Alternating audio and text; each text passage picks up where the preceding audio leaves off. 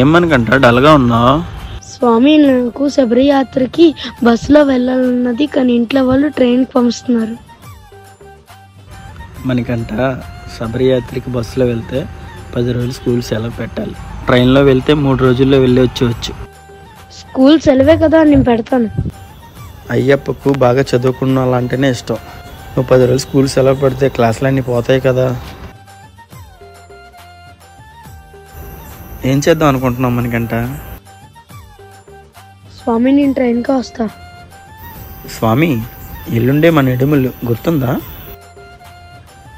అవును స్వామి, గుర్తుంది. స్వామి, మరి యాత్రకు డబ్బులన్నీ సిద్ధమయ్యాయా? లేదు స్వామి, చాలా ట్రై చేస్తున్నాను కానీ అవ్వట్లేదు స్వామి. ఏమవుతుందో చూడాలి స్వామి. కంగారు పడకు స్వామి, అయ్యప్ప అన్ని బాగా చూసుకుంటాడు. అంతా అయ్యప్పే చూసుకోవాలి స్వామి.